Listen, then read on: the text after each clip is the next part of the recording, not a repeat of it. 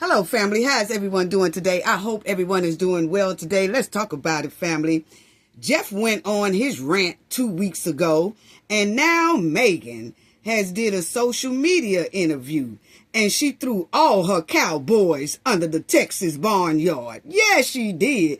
She spilled all the beans while sinking the barnyard in quicksand. Y'all already know that we got to talk about this. Family, this is for the people in the back. This video is under fair use.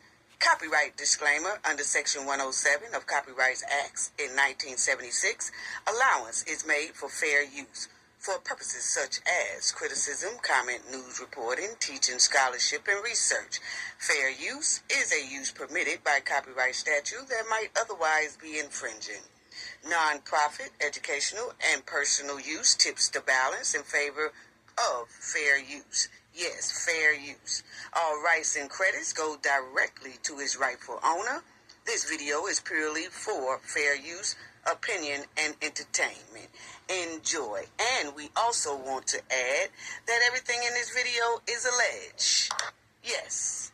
Salute, family. Salute to everyone joining us today. Thank you so much for everyone that's joining us today. Our moderator, thank you so much.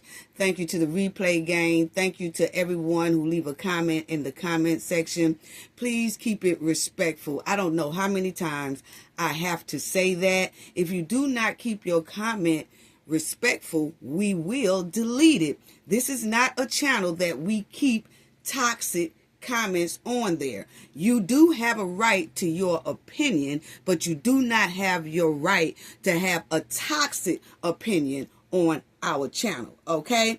Because if you keep toxicity on your channel, then it will become toxic, and that's what we not gonna do over here, okay? So please subscribe to the channel if you are not a subscriber already. Please join the Knowledge Family. The Knowledge Family be on fire. Thank y'all so much. Please subscribe. Please hit the like button as well. Please hit the hype button.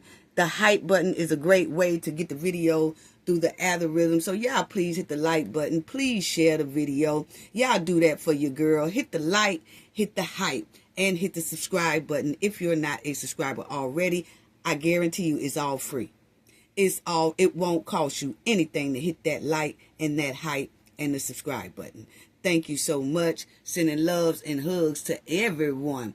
Family, before I get into Megan throwing all her cowboys up under the barnyard, yes, and that barnyard just about sinking in quicksand.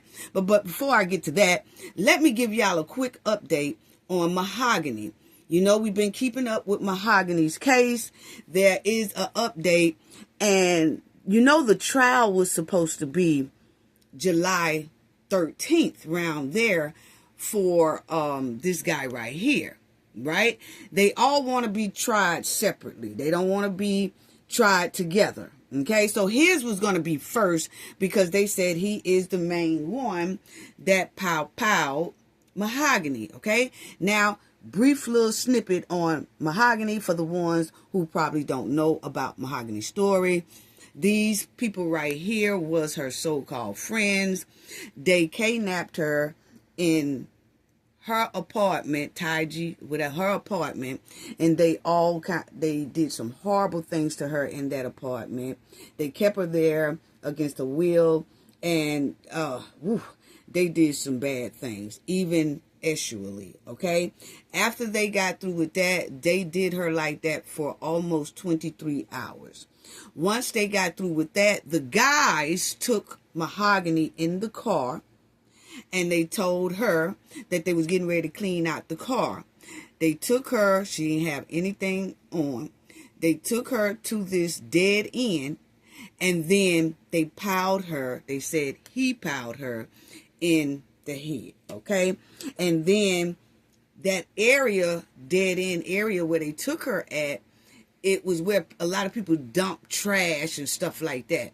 And it was 2 mattresses out there, and they put her in between those 2 mattresses, hoping that nobody would find her, but she was found, okay? Now, they all are up against capital deletion. His trial was supposed to be July 13th, right? But it was postponed. And that was the new update, family, because the judge postponed it for some reason. It has here that the judge set aside trial date for a defendant in Mahogany Jackson capital deletion case, okay? The court records indicate the July 13th proceedings will consist of court emails.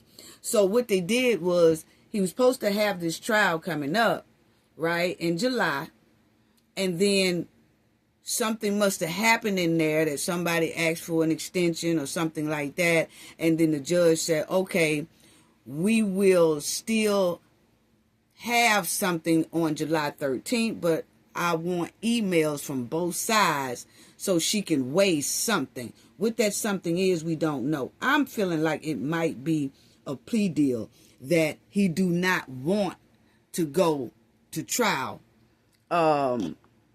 But I'm thinking that's what's the holdup is. So as y'all see, again, it says that the judge set aside the trial date that was supposed to be in July 13th.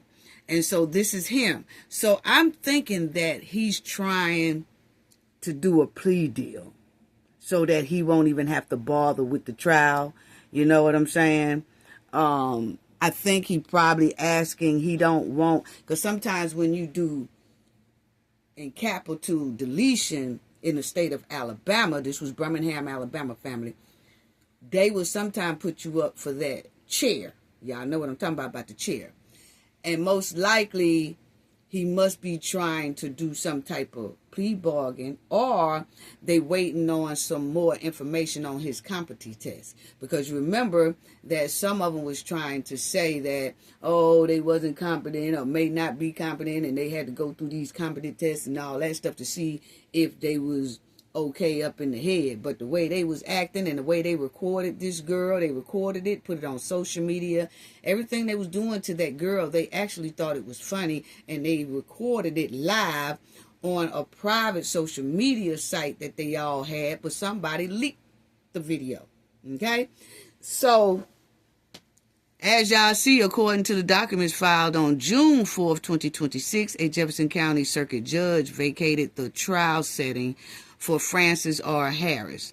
The court scheduled the next action in the case for July 13, 2026. And that was 2 weeks ago, family. And they did do that, but they did it by email. But what they was talking about to kind of why is it postponed? We don't know. They got that kind of sealed, okay? But this is all that we know, is that he was supposed to have that trial around July 13th, 2026, 2 weeks ago. But then the judge required, okay, somebody must have requested for a delay or some more time or something. So we'll find out, but we will be covering this here trial, definitely. But as you see that the judge says that all parties, court records indicate that July 13 proceedings will consist of court information provided via email, and the parties are not required to attend. So it's something that they doing. And I think they trying to negotiate with the prosecutors on a plea deal, okay? Harris is one of the 8 individuals charged in the connection of Jackson's demise. He faces charges of capital deletion, doing a kidnapping, and capital deletion, doing the, y'all see what that say, according to the court records, okay? According to the Birmingham Police Department, Jackson was found piled to her demise shortly after 2 a.m. on February 26, 2024, near intersection. Okay, and that's that dead-end road I was telling y'all about there. So it says no additional information regarding the reason for the trial being set aside was included in the court filing. So they won't tell us why the court was set aside. And then they just had to do some emails back and forth each side with the judge. So they won't tell us, but we will keep an eye on it, but we knew that he was supposed to have his trial coming up. We was going to get some people from our team to attend that trial. We still are. That's why we keeping our eyes on it, so that we can make sure that we find a way for somebody on our team to attend that and report and tell us what's going on. But once again, it was set aside. We was waiting on the trial too, but it was set aside. So we'll see what the deal is, because they did a via email to the judge. What it was about, nobody knows, because it wasn't in the filing on why the judge set the trial aside. Okay? But we'll stay on top of it. So, I think it's more likely he's trying to get a plea deal. That's my opinion. My opinion is he is talking to his side of the lawyers, and the lawyers are talking to the prosecutors, and they saying, hey, he up for capital deletion. Most likely if he's found guilty, he's most likely going to be signed for the chair. And he don't want that, so can we kind of come up with something? And it's probably hard to bargain or do a plea with this right here. So, I don't know. We'll see. Maybe he won't even go to trial and the prosecutor accepts his plea deal, if that's what it is. I'm thinking that's exactly what it is. But anyway, family, that's my opinion. Now, let's get on to Megan telling on all her cowboys. Yes, family. Austin mom couldn't keep her mouth closed long, okay? She saw that Austin and Hunter dad, Jeff, was out here making a clown out himself to the world. And I guess Megan said, well, let me join the interviews and let me run my mouth and let me give some confessions about Austin and Hunter's trifling behavior. That's basically what it was given to me, okay? Let me tell the world about these here twins' trifling behavior that the world don't know.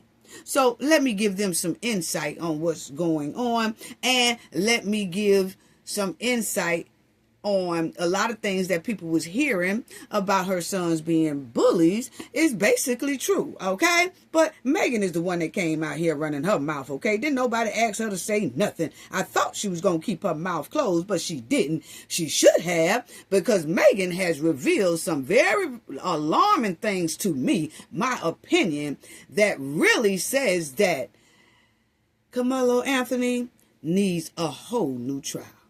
Oh, yes, if not exonerated, period. Okay, now, check this out. Check this out, family, because I was just too shocked. Because it's given, now that Karmelo is locked up, that the Metcalf family is running their mouth about all this trifling behavior that really runs throughout their family. That's what is given to me, okay? I didn't say it, Megan said it. I'm going to let y'all hear it in a minute, okay? Now, my thing is, when she was doing all this, she really didn't see nothing wrong with her saying a lot of this stuff, because she kept going on and on and on and on, steady sinking their barnyard in quicksand, basically, okay? Now, Jeff went on his old toxic rant. Then here come Megan, okay? Now, it didn't do nothing but show us why Karmelo had to defend himself. He had no choice. If he didn't defend himself, he most likely would have been laid out. Okay? And I'm going by what his mom was saying about these here two boys' bullying behavior. Okay? Now, check out Megan tell us about her sons on this little here TikTok video she did. And she thought she was eating too. She thought she was eating on this video. Steady telling. Here you go. Cheerleader email.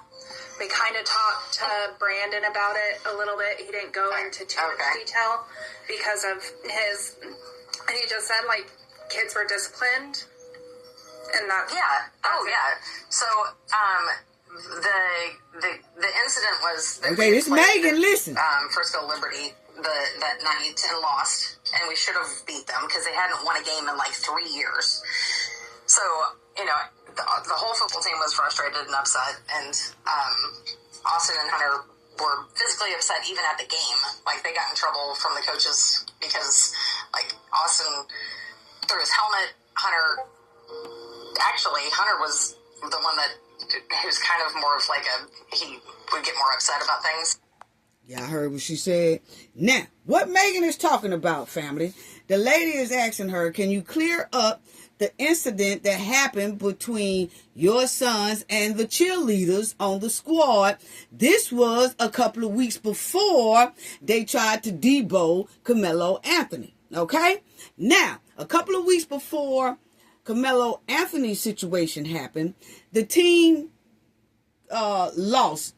Austin and Hunter football team was playing against somebody a couple of weeks prior to Carmelo's incident, okay? A couple of weeks prior, the Twins was playing football. They lost against a team that they said this team hadn't even won a game in years. But that team beat Austin and Hunter's team. Well, when that team beat Austin and them got mad, and they said Austin took off his helmet, threw it down on the ground. Hunter was clowning. Oh, they just acted a fool. So they got in trouble for that. That's when they was suspended. Okay? Now, check this out. They got in some trouble. Put it that way. But as they throwing their helmets down, clowning that they lost the game to this team that they don't win nothing, but they won that one against Austin and Hunter team, okay? Now, then the cheerleaders, the Hunter and Austin took it out on the cheerleaders because they said that the cheerleaders wasn't rooting for Austin and them team hard enough, you know? Like, we already see that Hunter and Austin feel like they could tell other people how to cheer. They could tell other people how to react the way they want them to react. They could tell other people to get up out of tents when they want them to. See, these people was bullies, okay? These here twins was bullies. They said they've been bullies ever since they about 12 years old. Just running that county raggedy, okay? Yeah, everybody was just about scared of these two big linebacker bullies, okay? Ever since they about 12 years old. Now, that's the word on the street, okay? Now, check it out. So, Austin and Hunter gets mad at the cheerleaders because the cheerleaders ain't basically kissing their ass, okay? So they start messing with the cheerleaders. So this is what that lady is asking Megan, Hunter and Austin mom. They're asking Megan about, hey, can you clarify the incident that happened between your sons and the cheerleaders? Because the cheerleaders reported these twins. They reported Hunter and Austin. Okay, so check this out one more time again. Okay, okay, family, check it out. Cheerleader email. We kind of talked to Brandon about it a little bit. He didn't go into too much detail because of his, and he just said like kids were disciplined, and that's So the incident was that we had played Frisco Liberty that night and lost, and we should have beat them because they hadn't won a game in like 3 years. So, you know, the whole football team was frustrated and upset, and Austin and Hunter were physically upset even at the game. Like, they got in trouble from the coaches because, like, Austin threw his helmet. Hunter was the one that who's kind of more of like he would get more upset about things. So you see that she's saying that Hunter is the one with the most unhinged attitude. Just like he told us in his news interview that I asked him to move and then my brother stepped in. So actually it was Hunter who started this thing anyway with Karmelo. And then Austin stepped in. And we're going to get farther into that because Karmelo, he was minding his business. Just like these cheerleaders was. But guess what? Just a couple of weeks before Karmelo incident happened, they bullying the cheerleaders, and these are females. So they really don't care who they bully. They bully the whole damn neighborhood. Basically, they said it's some parents that took their children out of the same school with Hunter and Austin because they bully so bad. Allegedly, that's what the word on the street says. So, you heard her just say that Hunter is the one that has the bad attitude. Austin too, but Hunter normally kicks it off. But it seems like Hunter is more so, he'll kick it off, but he gonna bag off because he really ain't got that fight like that. Austin threw his helmet. Hunter was the one that he was kind of more of like he would get more upset about things. Yeah. So see how she admitted it? He went back out on the field and finished the game. But they left this all out during trial. Yeah, they left this all out. And they also let but they also let Hunter skip the trial. Because they knew that if he would have went up there and testified, it would have cleared Karmelo because he was clearly telling the truth at first. Hunter was doing news interviews when it first happened, and he was telling the truth then. He even said Karmelo made a mistake. I'm going to let y'all hear that too. But my thing is, you notice all this running mouth, trout mouth, Megan running her mouth and telling all this stuff now that Karmelo is locked up. But they kept all this under wraps and undercover during the trial just so Karmelo can get set up. See, this is what I'm talking about, violating people's constitutional rights. People keep coming in my comment section talking about, oh, it still wasn't right for him to delete somebody. Notice that they keep focusing on that, but they won't even focus on the point that Austin pushed Karmelo first. That is a crime. Then they won't discuss the fact that the trial was not done correctly. It violated Karmelo Anthony's constitutional rights. I don't care how anybody feel, what anybody did. When a person go to trial, they have the constitutional rights for that trial to be ran correctly and fairly. And this one wasn't. But you notice all the trolls and everybody don't want to talk about that. They skip over the fact that Austin committed a crime first by pushing someone.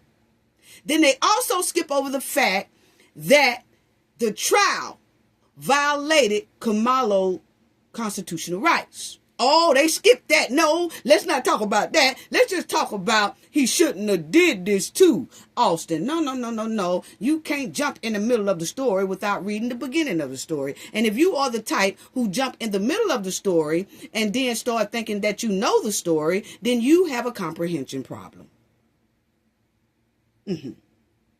So, let's continue. Her talk about her bullies.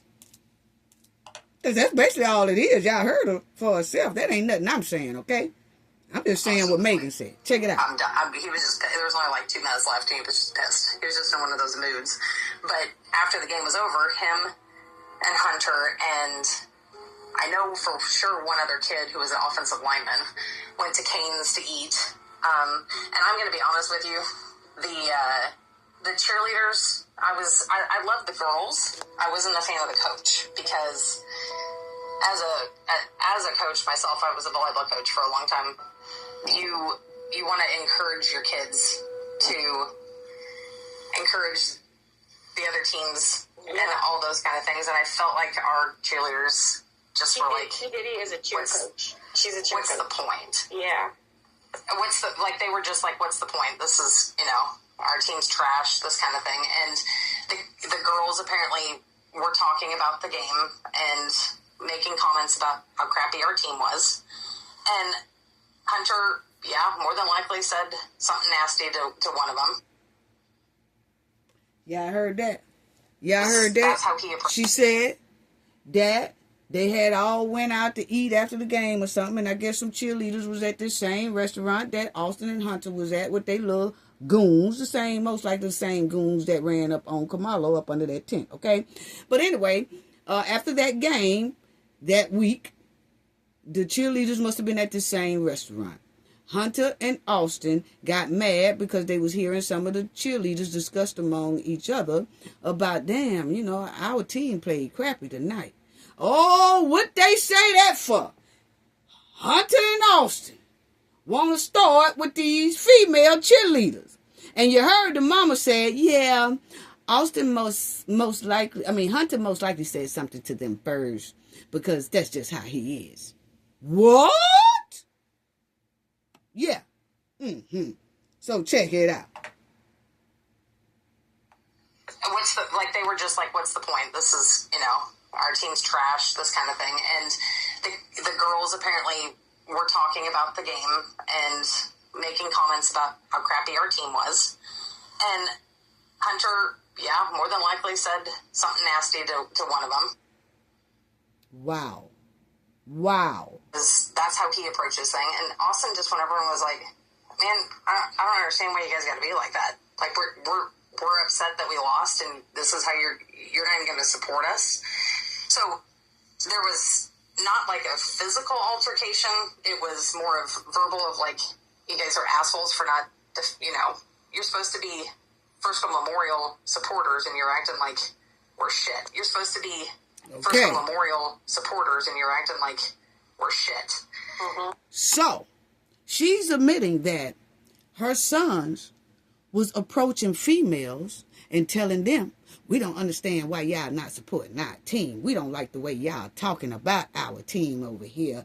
So they started calling the girls all kind of nasty words and stuff, okay? They started clowning on the cheerleaders. So they just going back and forth with the cheerleaders. You hear Megan say, well, it didn't really become physical, but it was some verbal words exchanged between her sons and the cheerleaders. Okay? My thing is, why in the hell is these linebackers approaching cheerleaders like they want to get in the cheerleaders' asses? It shows that they are out of control. You notice they don't say any other football players on that team who attended this here restaurant said anything to the cheerleaders. Only the bully team, the bully boys, the bully twins. And they goon squad. Nobody says anything to these cheerleaders but Austin and Hunter, which shows they have a habit of approaching people in a very, very intimidated way. Because you heard their own mother say, well, yeah, they approached together. I mean, it really didn't get physical. And see, when you say it really didn't get physical, it was more of a verbal. That tells me it most likely was a little bit of physical. Because the girls clearly reported it to their parents, and their parents reported it to the coach. Y'all are here. Yeah.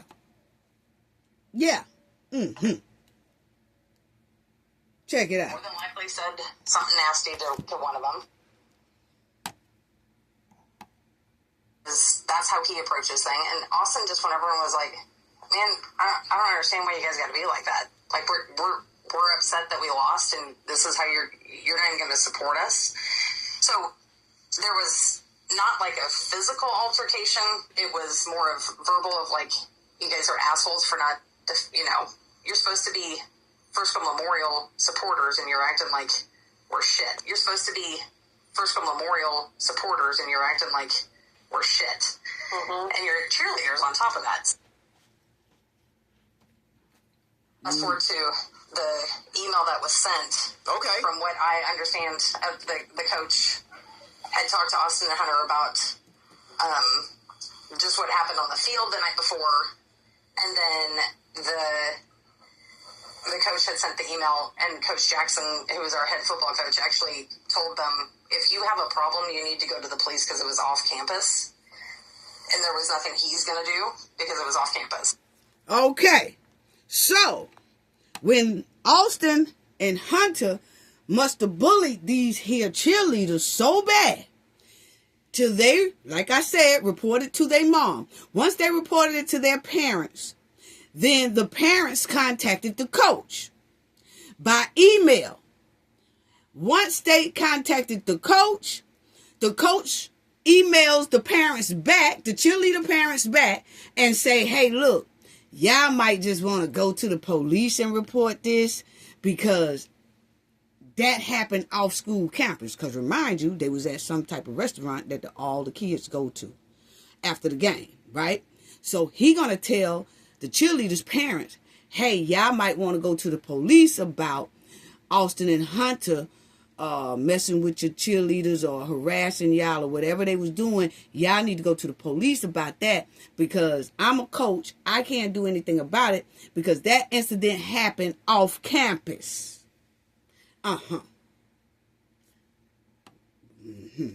Check it out. So if the coach tells them, y'all might want to go to the police and report that. That means whatever the parents told the coach about how Austin and Hunter was treating those cheerleaders must have been real bad for him to suggest that they might want to go to the police and report that. Because he can't do anything about it because it didn't happen on school campus. Now, remind y'all, this is just a couple of weeks before they tried to debo Karmelo. Check it out. Fast forward to the email that was sent. Okay. From what I understand, the coach had talked to Austin and Hunter about just what happened on the field the night before, and then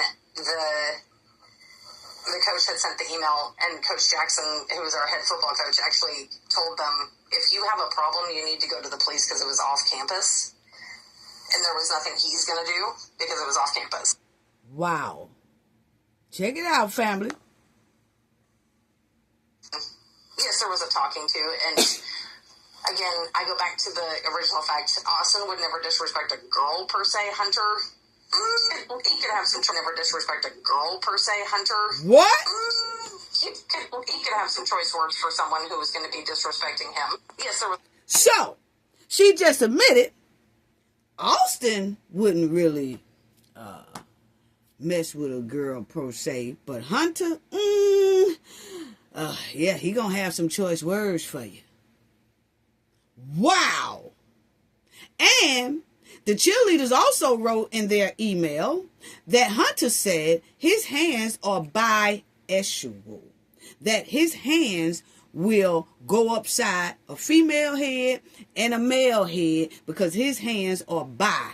Y'all know what I mean by bi. It's like his hands belong to like LGBTQ. Like he don't care who he hit. If it's a female or it's a male. His hands don't discriminate, basically. What? Wow.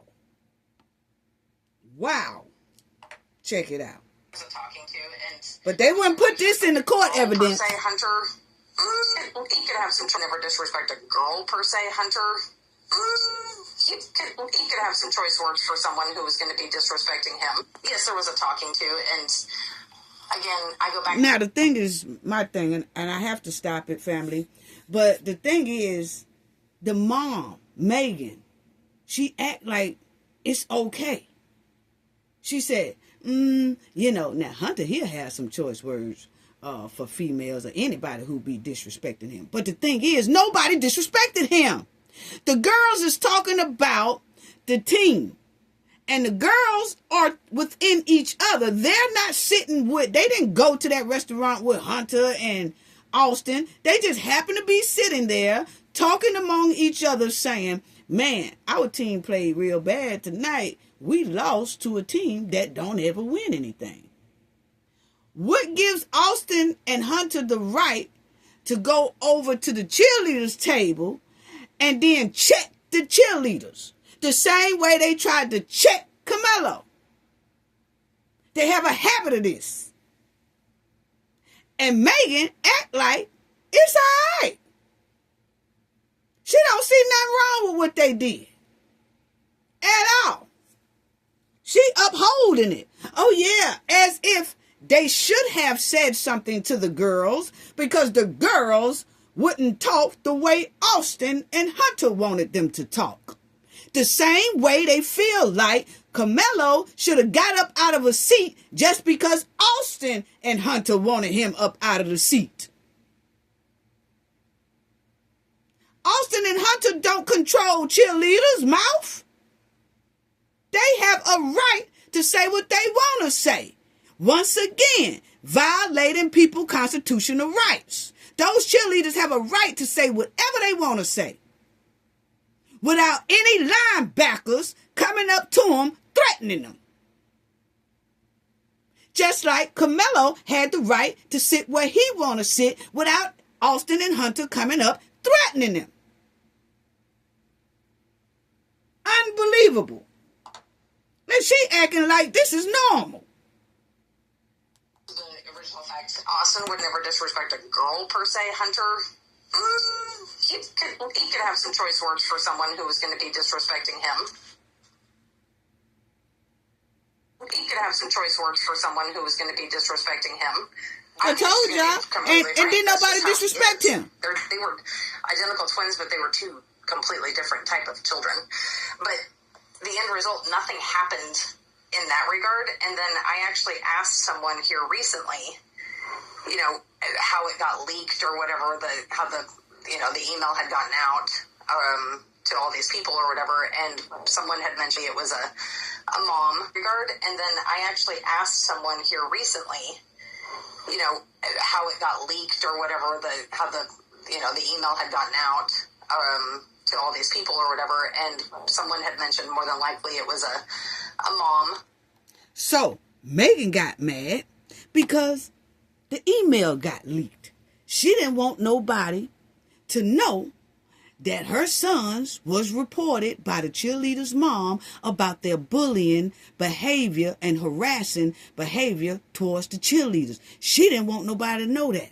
So she gonna ask the coach, how did that email get leaked? Because see, the cheerleaders' email got leaked on social media and it showed everybody and all of us what the cheerleaders actually wrote in the email to the coach about how bad Austin and Hunter was acting towards them and they were scared of them. Well, Megan, she don't want to take accountability and say, you know what, my boys was wrong. I don't know what made. Only thing she concerned about, how did the email get leaked? Because she don't want nobody to know that they kids not only did this to Karmelo, they did it to somebody else. They wanted to keep it under the rug and not have that bought out because they wanted to continue to make Karmelo look like he was the troublemaker. Not Hunter and Austin. But actuality, they are the main chaos corporates in this whole ordeal. They stay into bullying people. And when that email came out and everybody saw, oh, they bullied the cheerleaders. They do bully everybody else. Megan gets mad, called the coach and say, how did that email get leaked out? And the coach said, hell, I don't know. Most likely it was one of the moms of the cheerleaders. So when this happened with Karmelo, one of the moms most likely, can't say it was one of them. Maybe they shared the email to somebody else and somebody else shared it. You never know. But the point is, it got out. Megan got mad because then it shows how her sons be bullying. So then you see that the prosecutors in Karmelo Anthony's trial left that out, which that could have been used to show the jury how much these twins bully people. And the coach even told the cheerleaders, hey, y'all might want to go to the police. But they didn't, evidently. Because evidently they probably got threatened and got scared. That's my opinion. Because the mom really don't give a damn about her two boys bullying cheerleaders, females. She taking up for him. You can hear it on here. Because she's not worried about getting in her two boys' butt, about messing with females. She worried about how did the email get out. Dog, who leaked that email? I don't want nobody to see how bad they are. Who did this? Why did y'all leak this? It's going to make them look bad. And it might make Karmelo Anthony get off the hook. Who did this? I don't want nobody to know how terrible my twins are. That's what it's giving. Unbelievable. Unbelievable. I haven't listened to much, but this last bit where you were referring to as far as him coming into the tent, go, coming into the tent after Austin and Hunter and all the other guys that were there, that is absolutely true. You can see him walk up and sit down. Now you see how this lady just lied? Do y'all see how this lady just lied? She said she watched the tape. You can clearly see her sons up under the tent. And Karmelo comes in after her sons was in there. Family. Did y'all hear this woman say this right here? See, this is what I'm talking about by you just can't believe liars. And it was a pure D setup what they did to Karmelo Anthony inside that courtroom. Do y'all hear Megan actually flip the damn footage herself and say, you can actually see that my sons was already in the tent, and then you see Karmelo come in after my sons. What? That ain't what was on that tape. Are you serious right now? So you gonna sit up there and tell that bold lie for real like that? Wow. Listen to it again, family. It was a mom regard, and then I actually asked someone here recently, how it got leaked or whatever, because they got tired of your bully son, so they leaked the email to show the world that they bullies. Someone had mentioned more than likely it was a mom. Now check it out what she say about the footage, family. I haven't listened to much, but listen, family. This last bit where you were referring to as far as him coming into the tent, go, coming into the tent after Austin and Hunter and all the other guys that were there, that is absolutely true. You can see him walk up and sit down. Well, is this lady serious? She said her sons was up under the tent first, and you could see Karmelo walk up and sit down. I don't know, family. Is Megan sat right up there and told that bold lie, family? I'm just asking a question. Did Megan sit up there and tell that bold, delusional lie? Did Megan tell that bold lie? That's what I'm trying to figure out. This her sons right here walking. This her sons walking. Karmelo already in the tent. This her sons walking. So what you say, Megan? Could you run that by us again? So your sons was already in the tent and then Karmelo came. That ain't what the footage here say. The bootleg footage. Check it out. Megan, that's your sons right here. Them your sons, Megan. Them your sons. Them your sons and they goon squad. Megan. Now, Megan, that's your sons right there. This is your sons right here. This is Karmelo in the middle sitting down. Yes. That's Karmelo already there. But Megan sat right up there on that interview this week here and told that people on the panel that you can clearly see her sons was already sitting down, and then Karmelo came in after her sons sat down. Now, either Megan didn't watch this tape. I'm going to give 3 options here, family. Check them out. Check out all 3 of them. Either Megan, number 1, didn't watch that tape or watch this here footage, Or number two, Megan is listening to what Hunter is telling her. She listened to Hunter lies and she never watched the tape.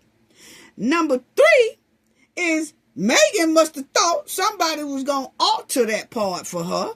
Like it seems like they altered everything else in this here bootleg ad video, okay?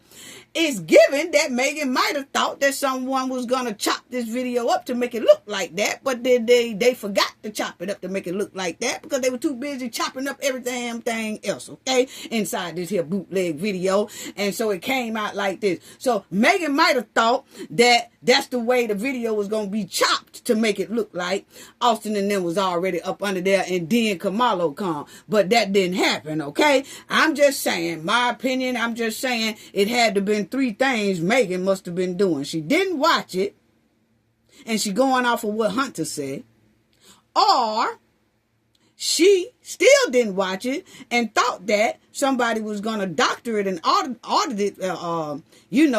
it for her to where it was going to make it look like her sons was up under there first and then Karmelo come in. But evidently somebody didn't do that or forgot to do that because they were too busy chopping up everything else. So they left it like it was, left that part like it was. And Megan thinking that it was already chopped up and done like that. Because she clearly is real serious, like she know what she's talking about, that her sons was under the tent first and then Karmelo came. What? Check it out. That's her sons right there, Megan. That's your sons. Karmelo already up there. See, your sons gonna turn up in there. See? They went up in there surrounding Karmelo. So what is you saying? Why you lie to us, Megan? Why you lie to them people on the panel? Why? I'm just asking a question. Why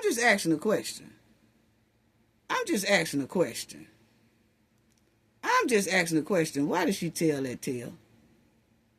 That's her sons right there. Okay? That's her sons right there.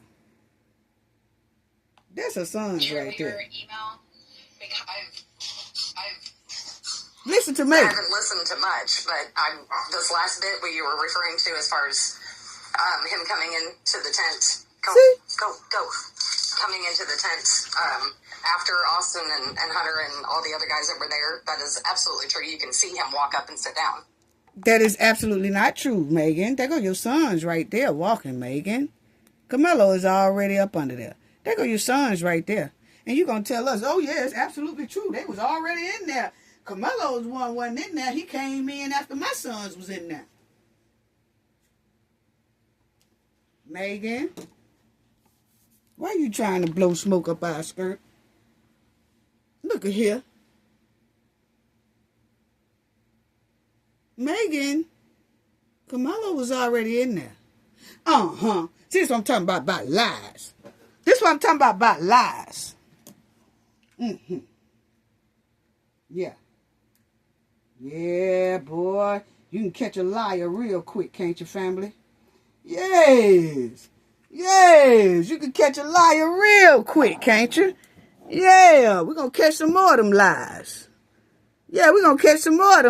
Megan. Megan, why you lie to us like that? See, family, this is exactly why Hunter didn't take the stand. Because his hot temper, his bullying behavior started this whole mess. And most likely, if they would have put Hunter on that stand, the truth would have fell out of him. Yes, the truth would have fell out of him. That's why they didn't put him on that stand. And another part that's real alarming to me is that the truth of them being bullies, their mom just told about the story of the cheerleaders.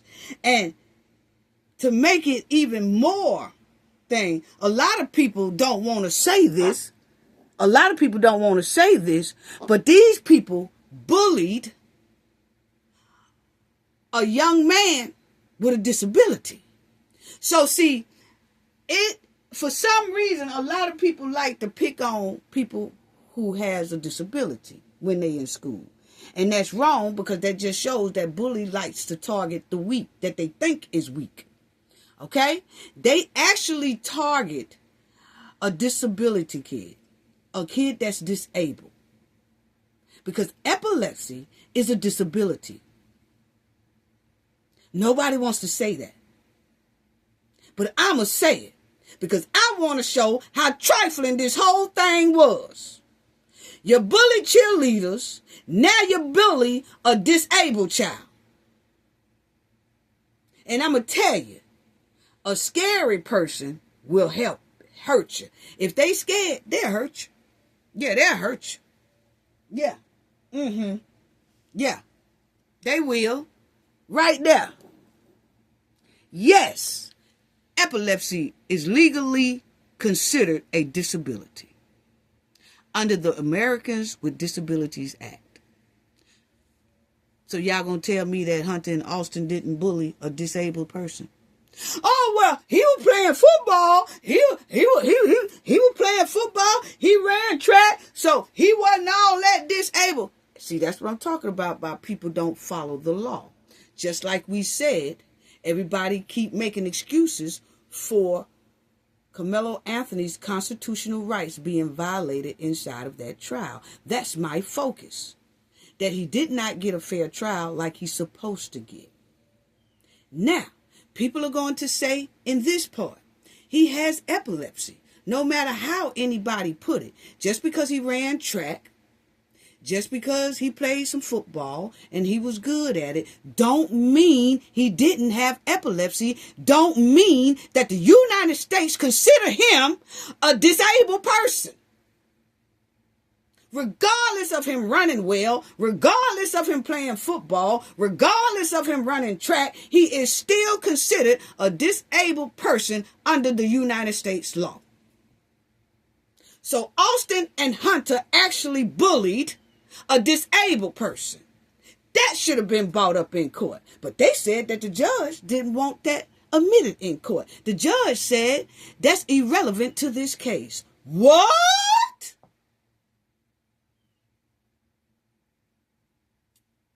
Wow. But I bet you that dream team will find a whole lot of things that was done in error inside of that courtroom. That's all they're worried about. They're not worried about everything that else that went on. They're not worried about who was right or wrong with the poke and all that stuff. Only thing his dream team is going to focus on is what errors was made inside of that courtroom regarding the judge, the prosecutor, and Karmelo Anthony's defense team. That's it. And I can tell you right now, I see a whole lot of stuff wrong with it. A whole lot of errors. And we starting with this right here, where they say that the judge said that this here epilepsy could not be brought inside of the court because it's irrelevant. What? It is not. This should have been in there just like Hunter ass should have been up in there testifying. Now, let's go to this. Because Megan said some more family. Megan said some more family. Yes, she did. Yes, she did. She said some more family. Check it out. Yeah. Y'all just bear with me, family. I'm finna get it. Yeah, y'all bear with me. Yeah, y'all bear with me. I'm going to put it back on before I start with them. I'm going to keep it on them right here. Because, yeah, she acting like they do no wrong. And then when they do wrong, ain't nothing wrong with it. Unbelievable. So check this out, family, because she had some more to say. You saw when the DA was talking and how pissed he looked? Oh my gosh, I commented on that as soon. Now, check this out, family. Check this out. Megan, as y'all see, she done spilled the beans about these here boys are really bullies. Now, she finna get into the subject about how they left Hunter ass up out of this here trial. Intentionally, on purpose, so he couldn't testify. And it's given that Megan just admitted that there might have been some tampering going on or pure decorruption going on inside of that courtroom. Yeah. Just like Jeff Metcalf, let me go back to it. Just like Jeff Metcalf told about why black people was excluded off the juror, Megan is going to tell how they kept Hunter from testifying.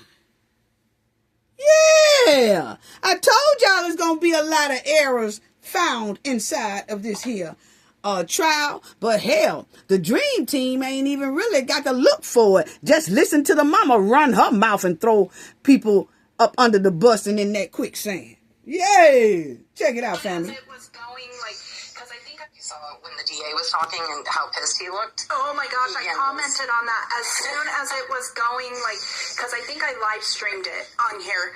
Yeah. And I screenshot it, and I was like, Hunter looks pissed. Well, because unfortunately I know my kid too well, so when everything was done, we were asked to, Jeff, Hunter, and I were asked to stay because we needed to go and do this press release or whatever, and so he's like, what do we have to do? I was like, we just have to go down here, it'll be 5 minutes, don't worry. Well, he's like, I want to go home. He was done. He wanted to go with his friends because his friends were able to get into the courtroom that night, and he wanted to be with them and not sit there with a bunch of old people dealing with that. So he was, what she's saying is right after the verdict, right after Karmelo was sentenced to 35 years, the prosecution told them that they need to do a press conference, okay? And Hunter didn't want to do the press conference. Hunter wanted to go with his friends. He wanted to go home. He did not want to do no press conference, but he went on to the press conference anyway. And if you watch the press conference that the prosecutors made their little speech or whatever after Karmelo was convicted and the family was standing around the prosecutor, okay? You can see that Hunter does look very, very mad that he had to be there, okay? But my thing is given that Hunter was mad because he didn't want to go to the press conference because Hunter didn't want to be asked any questions because he already know that he's full of lies, okay? And so he really didn't want to go to that press conference because once again, they kept him out of the courtroom so he wouldn't tell the damn truth on that stand because he told the truth simply from the beginning when he was doing news interviews when it first happened. Now, it's given that Hunter did not want to do this here press conference because he knew that he might fumble and tell the truth. So, but his mama and them made him go ahead on and attend this press conference with the family because it would make it look good, okay? But Hunter did not want to be there. Now, check out what else she says, family. And from just an emotional day as it was, he was just like, I'm done. So he was sitting there very solemn, but he also, I could tell looking at re-watching the video and looking at his eyes. Yeah. I could tell he was he's I'm sorry. No, go ahead. No, I'm glad Can we squash another rumor that Hunter was not on the Listen. potential witness list that the defense could have called him if they wanted to? He absolutely could have been. Yes, that's why he was not allowed in the courtroom. So Thank you. Originally Hunter had said, I don't want to be there. I don't want to be there. I don't want. She said Hunter wasn't allowed in the courtroom, right?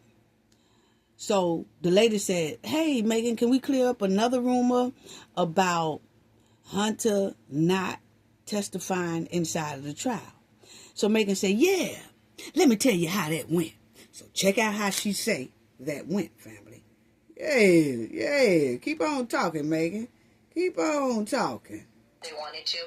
He absolutely could have been. Yes, that's why he was not allowed in the courtroom. So Thank you. Originally Hunter had said, I don't want to be there. I don't want to be there. I don't want, and of course, prosecution was like, hey, you're on our witness list.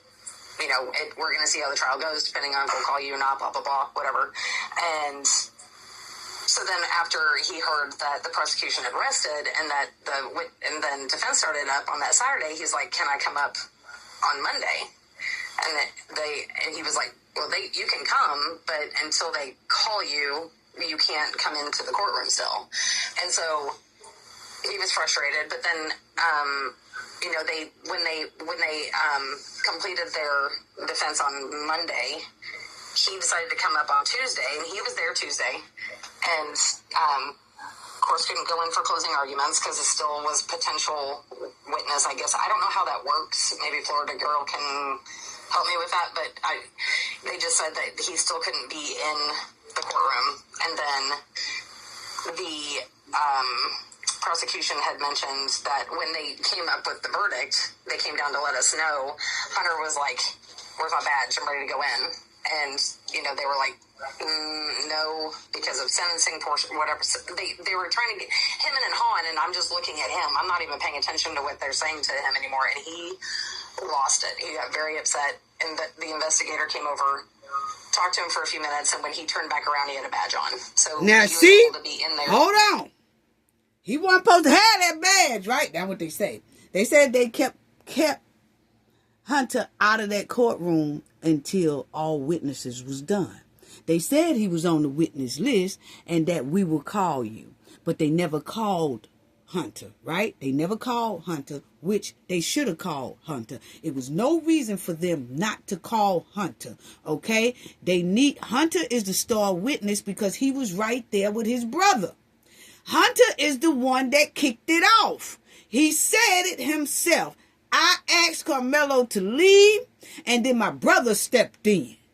So he was the main witness, but the prosecution kept him from testifying.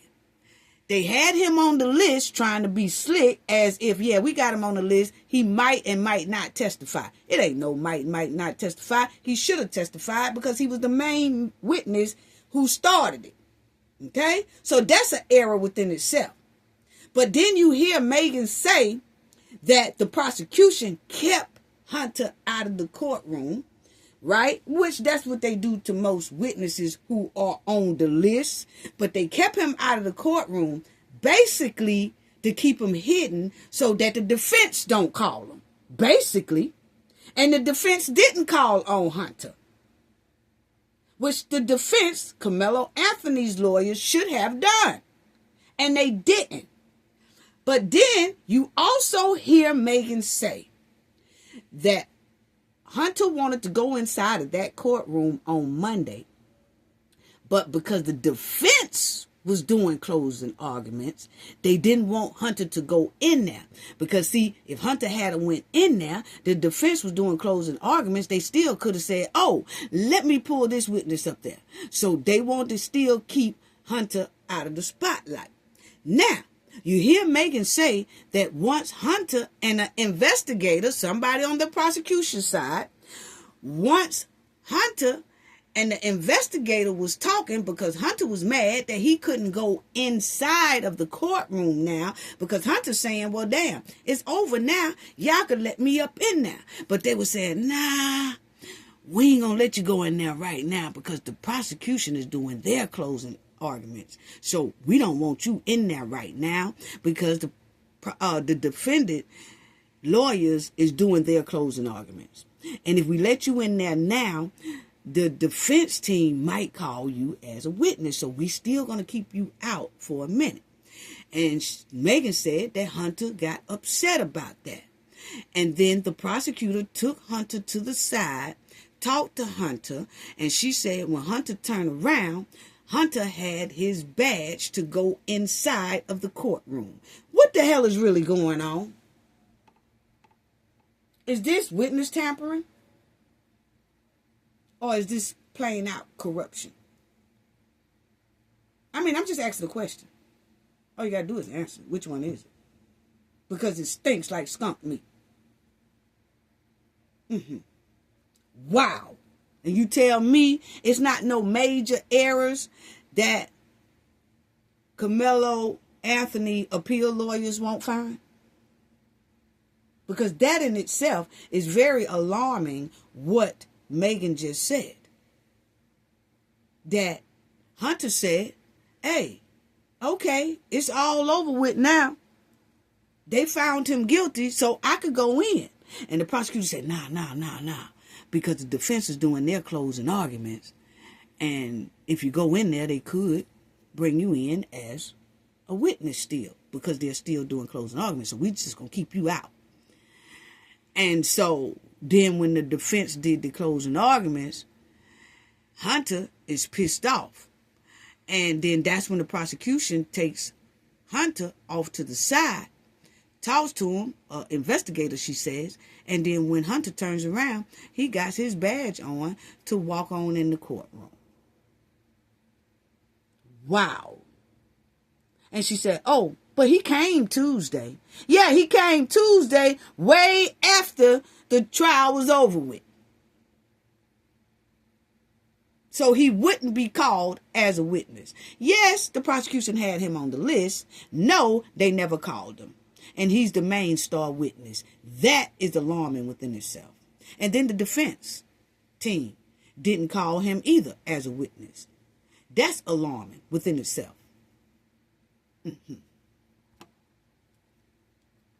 Listen to Megan. Sound like witness tampering or corruption. One of the two. Check it out. Sentencing portion, whatever. So they were trying to get him. Check it out. And I'm just looking at him. I'm not even because it still was potential witness. I guess I don't know how that works. Maybe Florida girl can help me with that. But they just said that he still couldn't be in the courtroom. And then the prosecution had mentioned that when they came up with the verdict, they came down to let us know. Hunter was like, "Where's my badge? I'm ready to go in."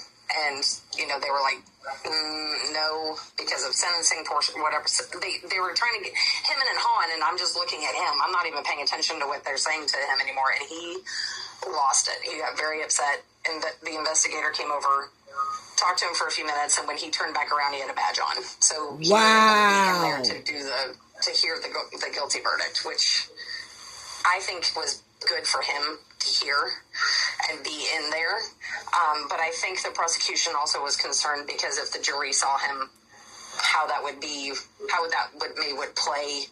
in sentencing portion. They just were trying to make sure there was no swaying of any kind. And no one even noticed he was in there because he was in the corner of the room. So I don't think even the jury knew he was in there, to be quite honest. You stand up and sit down when the jury comes in and out. But no, he could have been called at any time. So can we... Okay. Yeah. She told on him. Point blank period. She told on him. Yeah. Now, my thing is, the prosecution side nor the defense side called Hunter. That was the main witness. That's the star witness to this whole thing. But they left him out. Because they knew that then he would have to be on that stand. And if he tried to lie, they're going to bring up all his first interviews that he did where he admitted that he started it. And his brother stepped in. Okay? Then it's going to show how they have bullying behavior. Okay? So that's why they left him out of the courtroom. And it's given that this was straight railroad action. Railroad action. And speaking of railroad action in this here trial, Jeff told another secret. See, Jeff was running his mouth on his little toxic brown rant 2 weeks ago. Then you have Megan just come out the other day, and she said this right here. She let out a whole lot of beans, that basically helped Karmelo's case. Yes, it did. And then they just throwing everybody up under the bus now that Karmelo is locked up. Not realizing that just because he's locked up, a lot of things that y'all saying can get him exonerated or get an appeal. But see, that's when you know that people who think that they did something real smart, that they think that they got away with it, so then they'll start talking and not realizing it ain't over yet. It's not over yet. Now, yeah, it's not over yet. Now, y'all remember when Jeff went on his little rant talking. Yeah, Jeff told another little secret, family, about the trial. That's what it's given. When he went on that toxic, racist rant, right? And it was given that he had that brown liquid, And shout out to Street Media TV because he had brought this up and I wanted to say something about it. Jeff gave another secret during that rant. And so when Jeff called Karmelo watermelon felon, I thought it was just a toxic rant word, okay? I thought it was just something that he was trying to, degrade Karmelo with, because a lot of people try to use the watermelon thing to try to degrade us, right? But I'm going to tell y'all right quick, a little quick summary of where that watermelon come from, where they trying to degrade us.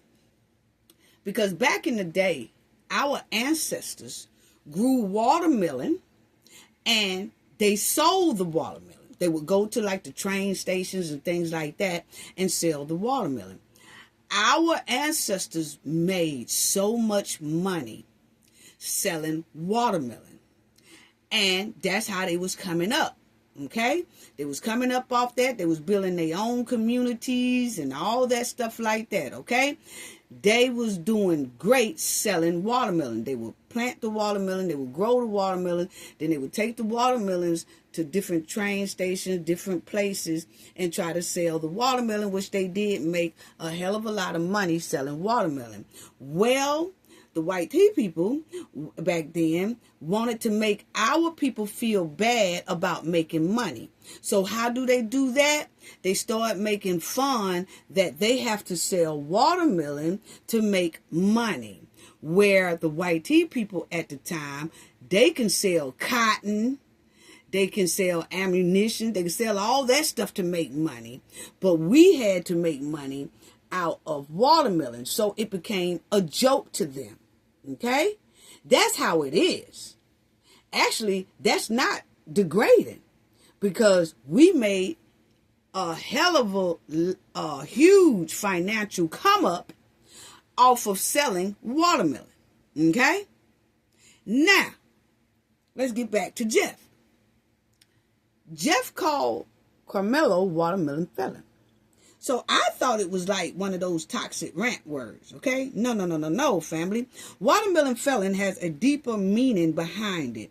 And let's check out what Jeff's meaning is for watermelon felon.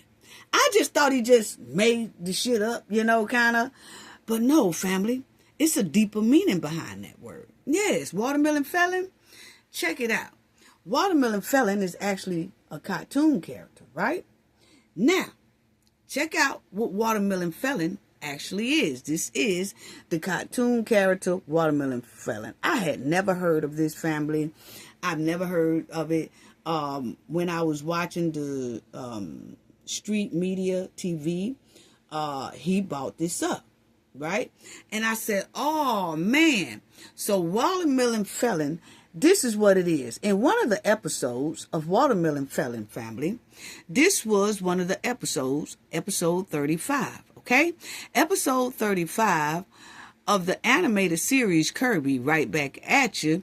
In it, King Dedede frames Kirby for a crime to get him deported, staging a faux trial complete with a rigged jury to brand the hero as a wanted felon. What? That's who Watermelon Felon is. Watermelon Felon in episode 35 was some individuals setting up the character Kirby for a crime that he really didn't commit, and then they staged it in a trial, complete with a rigged jury. Then this was the setup. The setup was that King Dedede is obsessed with catching the legendary Star Warrior Kirby, committing a crime to ruin his reputation. Dedede used a special camera to film the residents of Dreamland, constantly looking for compromising footage. Then, the frame job. Dedede and Escargoon find a way to hollow out giant watermelons and place time bombs inside of them to trick Kirby. To frame Kirby for being a thief, Dedede alters his video footage to make it appear as though Kirby is pillaging a local fruit stand. The villagers watched the footage, believed the doctored television broadcast, and violently turns against Kirby. Now, people say, oh, well, when Jeff Metcalf called Karmelo a watermelon felon, that don't necessarily mean he talking about this. You know what? You're right. But one thing about it is too damn close to Karmelo Anthony's case. So when he called Karmelo Anthony watermelon felon, what is the meaning of watermelon felon? What is the episode of watermelon felon that is very similar to Karmelo Anthony's case? Because we already feel that video footage was tampered with and altered. And what do watermelon felons say that they did to watermelon felon? They set him up, used the altered footage, framed him, staged the courtroom with the jury. And it was a compromising jury. Right there. With the rigged jury. Now, this case of this episode is too close to Karmelo Anthony's case. And this is what Jeff Metcalf brought up. Oh, I got a good name for you. How about watermelon felon? Yes. Y'all remember Jeff Metcalf said that. Check it out. You're the only one in your family without a damn record. I guess that's something to brag about in your culture. You people hang your hat on the dumbest shit I've ever seen. Yeah, Jeff, tell us about it. Let me make one up. Yeah, make it up. Let me make something racist up so y'all can go viral. Okay. I got a new name for Mello, okay? Because he was such this little boy y'all was trying to portray. How about watermelon felon? How's that one strike you? How that one strike you, family? Now that you know what watermelon felon really mean in episode 35. Wow. It means, once again, Watermelon Felon is the 35th episode of the animated series Kirby Right Back at You. King Dede frames Kirby for a crime to get him deported, staging a faux trial complete with a rigged jury to brand the hero as a wanted felon and using doctored footage. The villagers watched the footage, believed the doctored television broadcast. Wow.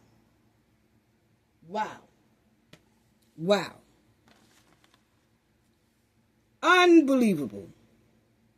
He said it himself. We ain't make this up. That's what Jeff said. Share this video, family. So that Jeff said, oh, I got something to make y'all want to go viral. Yeah, we'll let it go viral. Hit the share button, family. Hit the like button, family. Hit the hype button, family. Yes, because Jeff is the one said this. And it is very similar to Karmelo's case. And he basically told us what happened with Karmelo Anthony's case. They run their mouth too much. Going on that toxic rant. Yes, going on that toxic rant. As you see right there, episode 35, Watermelon Felon Right Back at You. Dede and Escargoon scheme to frame Kirby for crimes using clever video editing. Desperate to catch the hero breaking a law, the king taped Kirby eating a single watermelon, then edits the footage to make it look like Kirby destroyed an entire crop.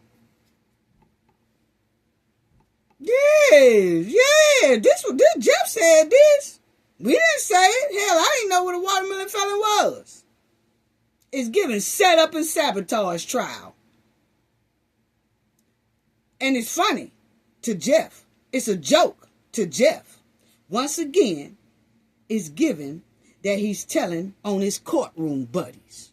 Yes, it's given that he told on his courtroom buddies. That's what it's given. See, that's what happens when people put too much of that brown liquor spirits in their big mouth. They talk too much, and they'll start telling everything, telling on their buddies and all that. Yes, Jeff is the one that brought it up. So don't tell me that's not what he was talking about, because it's too similar to Karmelo Anthony's trial case. Too similar. Too similar. He simply told it. Then you have people.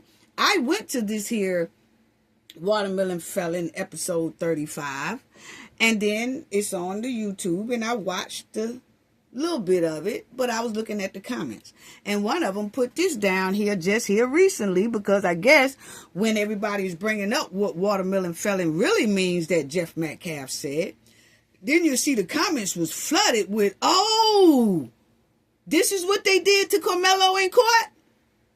Hey, Jeff is the one brought it up, not us. So you'll see one of the comments says, Jeff Metcalf got watermelon felon from this right here, animated episode 35, and Karmelo was sentenced to 35 years. Is not a coincidence. You should have kept this guy order. I think they meant to say you should have kept his gag order on. Basically, he just dry snitched on himself, the prosecutors, and the judge. This is where they got the pops from.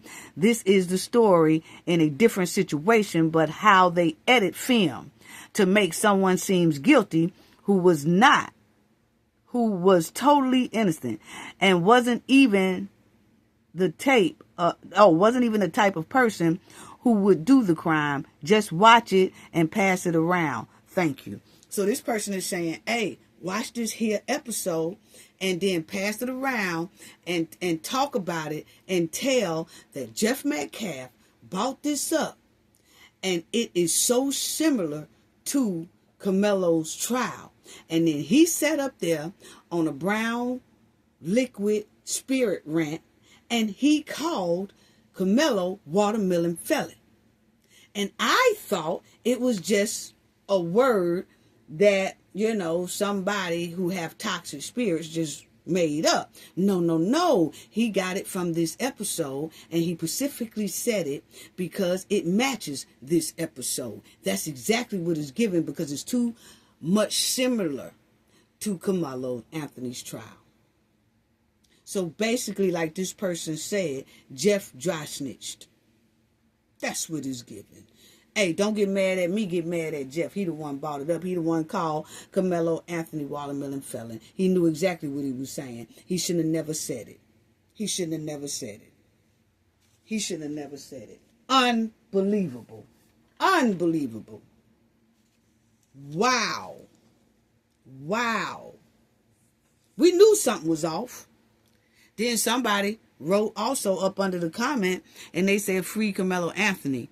Take a good listen. They talking about to this here episode that it is so familiar to Karmelo Anthony's case.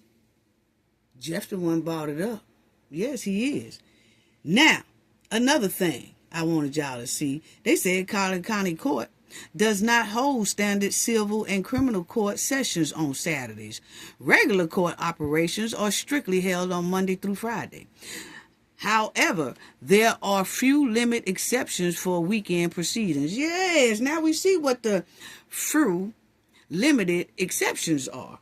It's for when you want to railroad somebody. That's exactly what it's given. Don't get mad at me. Jeff is the one that said it, okay? Don't get mad at me. He the one that said Karmelo was watermelon felon, and we had no idea what watermelon felon meant until some people looked it up. And that's the meaning of it. Setting up a person with a false trial with edited, doctored, tampered with tapes. Wow. so that everybody can turn against that person and so that that person can get some hellified time. Yeah. So we knew something was off, shaky and flaky, about the bully twins and their parents and that janky trial and that janky footage. That's exactly why people is standing behind Karmelo right now, because we seen through the okie doke. It was a matter of time that the Metcalfs would start running their mouth and tell on themselves. And that's exactly what's happening. The Metcalfs started showing the world who they really are. Yes. Let's check out this right here right quick. Yeah, check out this right here, family. Wow. Wow. Okay, check out this right here. Understand it. Tell me about Austin. What do you know about your boy? He was the most amazing kid. Oh, so smart. He had college football. Guys looking at him to play in college, his goal was to play in college. He just wanted to play football. His life was going to the gym and working out and being a leader on his football team, and he just had such ambition. Now, this is Megan. A drive. First interview, family. This is her first interview, okay? So let's check out Megan's first interview. And his brother lost him, and his brother lost his best friend. They're twins, right? Yeah, identical twins. Yeah.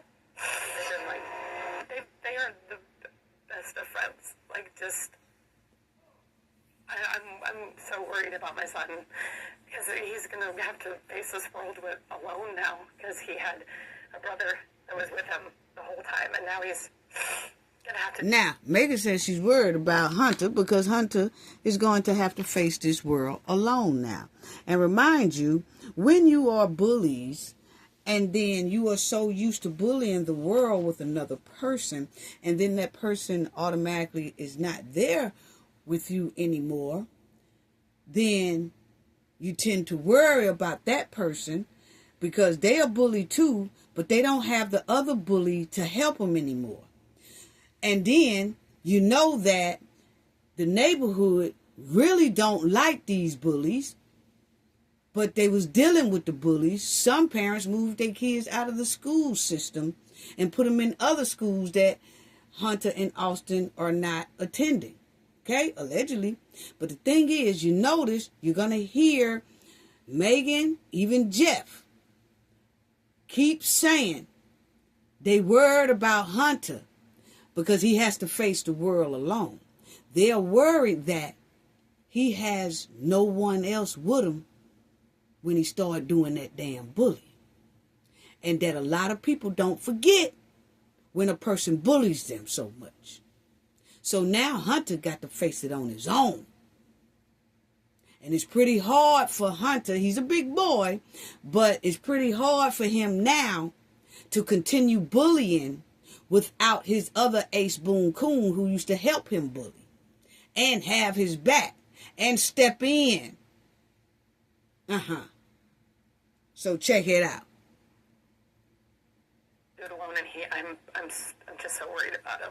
Yeah. Now listen to Hunter. Kid. He's shallow altercation. That's really it, but he has a good heart. Everyone around here knows he's a great kid. Just one mistake from that dude, and this. You heard it? To my brother, he said one mistake from that dude. He has a good heart. Everyone around here knows listen. He's a great kid. Just one mistake from that dude, and this. To my brother, he said one mistake from that dude, and now Austin's not here no more. So he admitted that Karmelo made a mistake, that it was not intentional. That wasn't an intentional deletion. So therefore, Karmelo shouldn't have been charged with first degree. Probably manslaughter, but not first degree. Because my thing is, you can clearly hear Hunter say it was a mistake by the other dude. He never said it was intentional. He never said, I don't know what happened. All I know is that he just jumped up and he intentionally hit my brother and poked him. He didn't say that. He said, it was just one mistake from that dude, and now Austin's not here no more. Check it out. We're going to do it again. Listen. He has a good heart. Everyone knows. Listen. He knows he's a great kid. Just one mistake from that dude, and this took my brother. He didn't deserve it. No one deserves a loss from a family like that. I know people that lose their family members all the time. I just didn't know it was going to be mine so soon. My best friend, my brother, my whole life. But if y'all could just y'all, sorry. Just thank y'all for just comforting us in the first couple areas, but comforting my family and me. I just really appreciate everything that everyone's done. It's a really hard loss, but we're gonna get through it with my family, so we'll just stay together. Okay. Like Listen. I know people that lose their family members all the time. I just didn't know it was gonna be mine so soon. My best friend, my brother, my whole life, but if y'all could just y'all, sorry. Just thank y'all for just comforting us in the first couple areas, but comforting my family and me. I just really appreciate everything that everyone's done. It's a really hard loss, but we're gonna get through it with my family, so we'll just stay together. I mean, our relationship. Look how thick these boys' necks is. These some big boys. They linebackers. And was bullies. Can you imagine two of these coming up to you all the time? Bullying you? They neck bigger than my thigh. Dang. Check it out.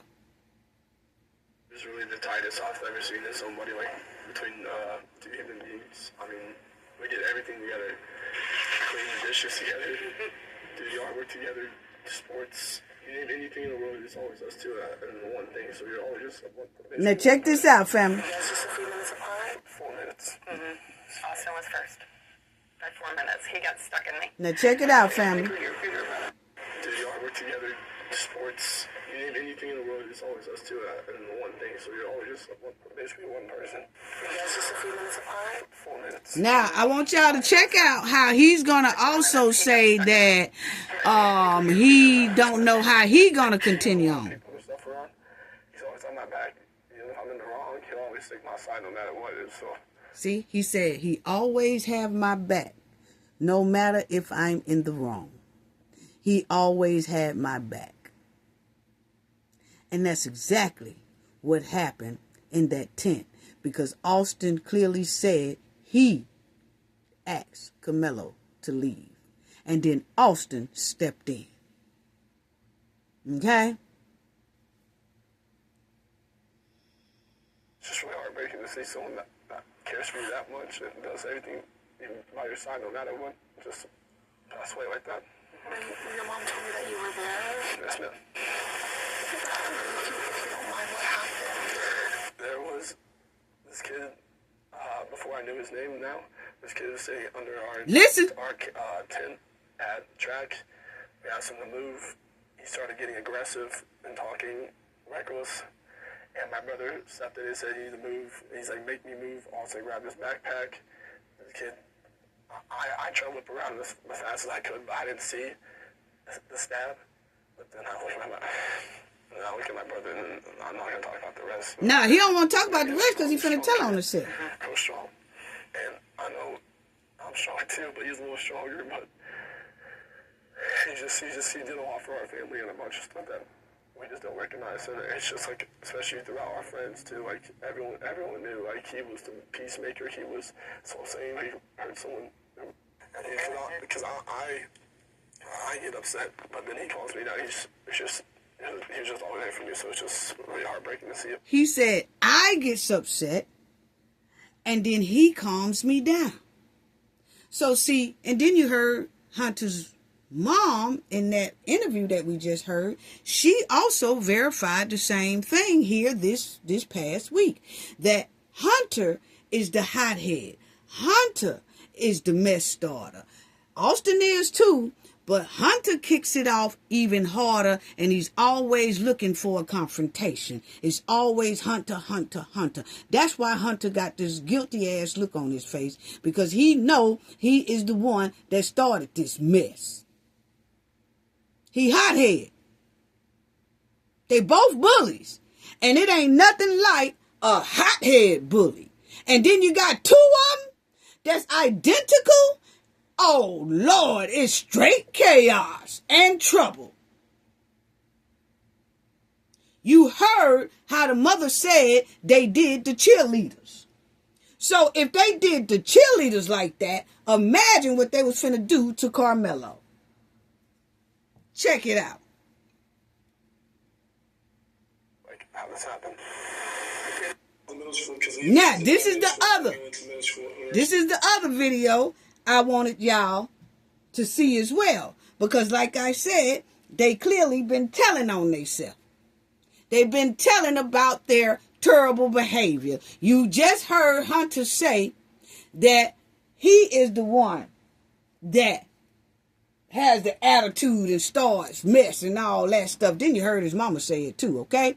Now, this is another interview when it first happened. See, this interview right here and the one we just played are when this incident had just happened. A couple of days after it happened, when it was fresh on everybody's mind. So Hunter and them was up there, thought they was doing something slick, but they was actually telling on themselves. Okay? So check it out. I don't want to hear that part. He's a good kid. Now check it out. Education, that's really it, but by your side no matter what. Just he said Hunter Austin be by his side no matter if he right or wrong. I get upset, but then he calls me nice. There you go. Middle school, because we attended that middle school when we went to middle school, and we were saying hello to all coaches and catching up with them. And then we're walking back to our stand, we put our tent up so all the bleachers were right there, we're not wet from all the rain. We come back, we sit down, and this kid says something behind me. I've never met this kid in my entire life, never knew who he was. Said something. You see how Hunter started off telling that lie, family? He said they walked up, they sat down, and then a kid was sitting behind him. That's not what that footage say. So not only this past week did we hear his mother tell the same lie. I'm talking about this interview is right after it happened, and the footage had nobody seen the footage yet, and Hunter's sitting up here lying about what happened. Then we are a year later.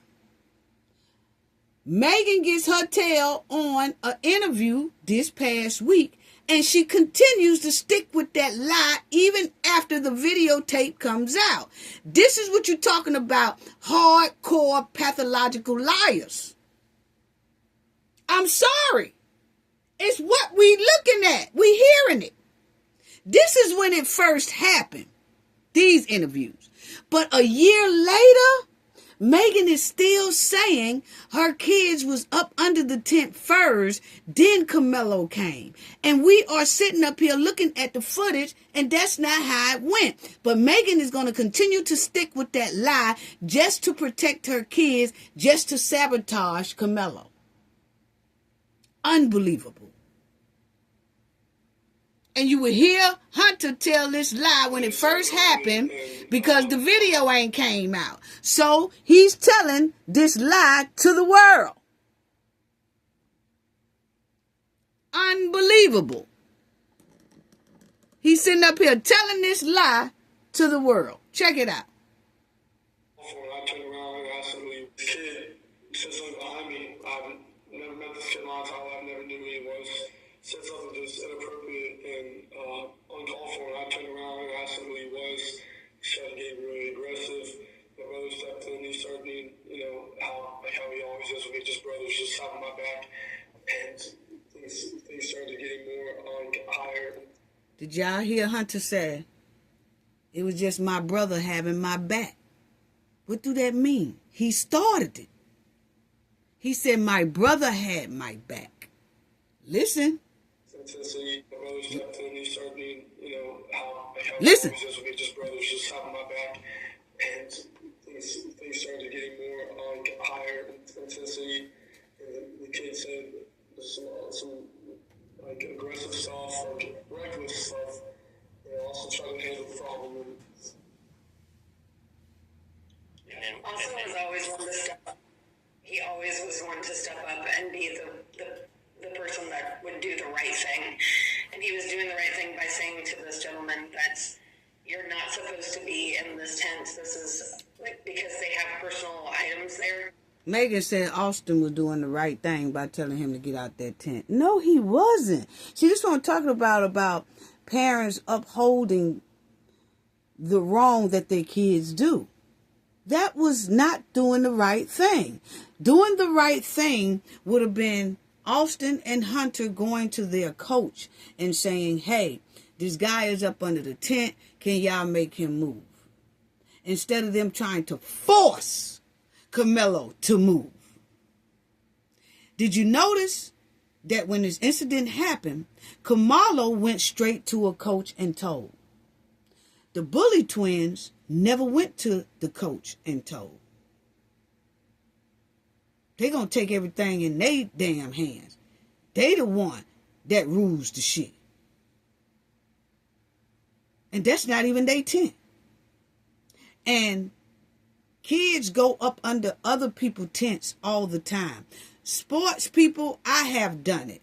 I was in sports. I was one of those cheerleaders, majorettes.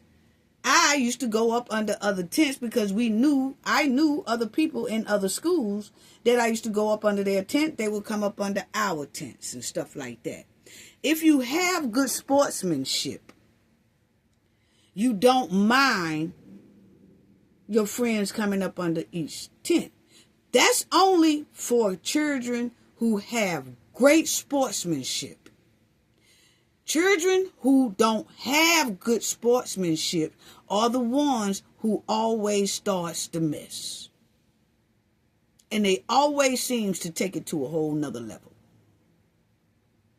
And the sad part is, they asked a disabled kid to get out their tent and get in the rain. They didn't even have the decency to let a kid who has a disability sit up under the tent. And don't tell me, they ain't know that he had blah, blah, blah. No, let me tell you, most kids do know, most bullies know who the weak ones are. And they know exactly how the weak ones operate. They know exactly what's going on with the weak ones. That's why the bully picked those kind. They never seem to pick nobody that's bigger than them and ready to get down with them. They pick the weakest link. They scope the joint out all the time and pick the weakest link. It don't matter if they in a park. It don't matter if they at a school. It don't matter if they at a restaurant. It don't matter if they at a skating rink. It don't matter where bullies go. They targets the weakest link that they think is the weakest link. And that's why they say, don't put your hands on nobody, because you can't dictate how that person is going to react. That's why they say it's a crime to put your hands on somebody, so that you won't put your hands on nobody. Unless it's self-defense. Unless somebody put their hands on you. And that's exactly what they did to Karmelo.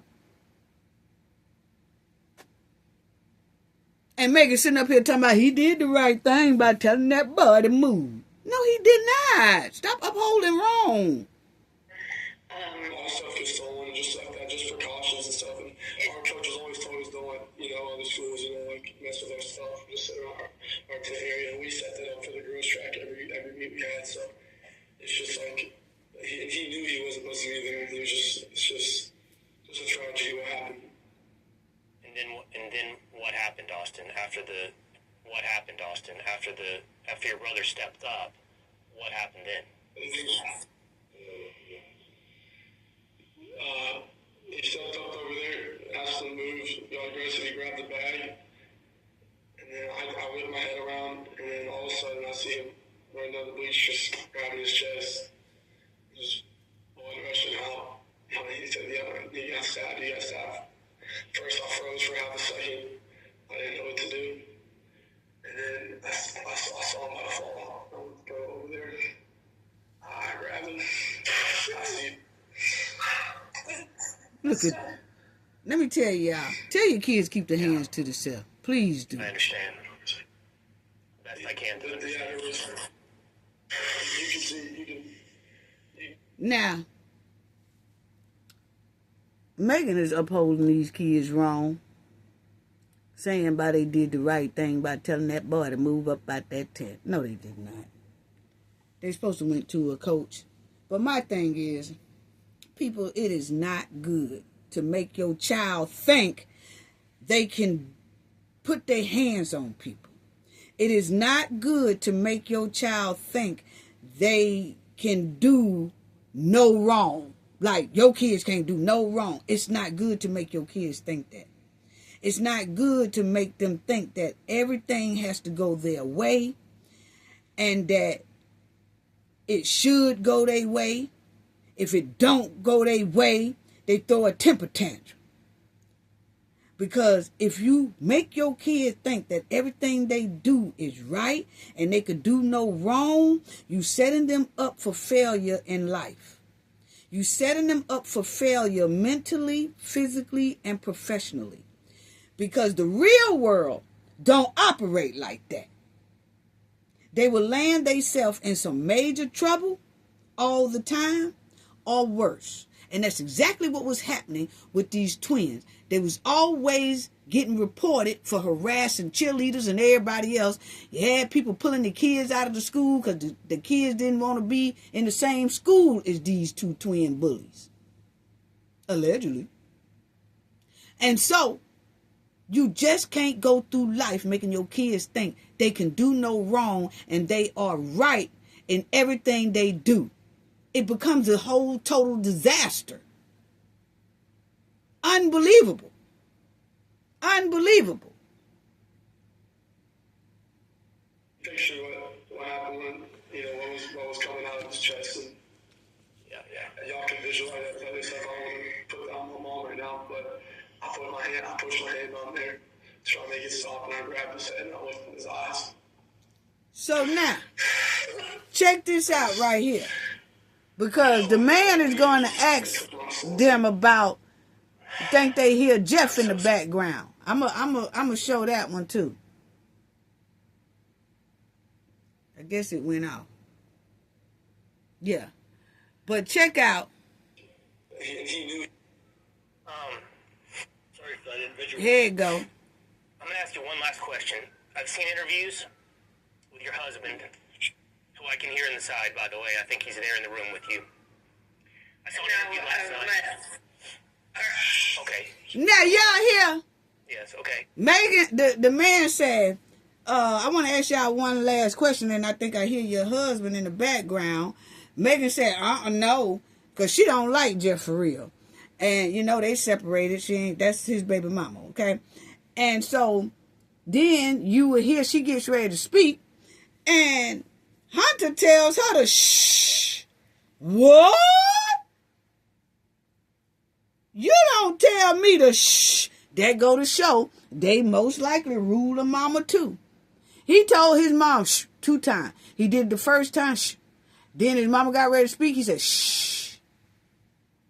Boy, you better not be shushing me. Check it out, family. But I have seen interviews with your husband in the last 20 Check it out. I'm going to ask you one last question. I've seen interviews with your husband, who I can hear in the side, by the way. I think he's there in the room with you. I saw an interview last night. Okay, someone else. See? Yes. He tell her to shh. You wait a minute. I would have told that interview dude, hold on. Y'all gonna have to pause this for about 5 minutes and then y'all coming back. Because what he ain't gonna do is be sitting up here telling me to shh. Boy, you ain't my daddy. This is what I'm talking about. They even tell their mama to shut up. They even shush their mama, so Karmelo didn't have a chance. They ruling her. He is. He giving orders to his own mother. So you know Karmelo didn't stand a chance with these here bully twins in that tent. Hunter telling his own mother to be quiet on national TV. What? Hunter bullying his mom right now on national TV. It couldn't have been me. You don't tell me to shh. Who you think you is? Who you think you is? Talking about some shh. Man, no.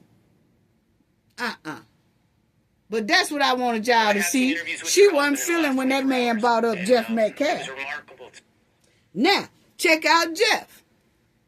Because he's now made a mistake that's going to cost him the rest of his life. We just heard Hunter say in his interview that Karmelo Anthony made a mistake, right?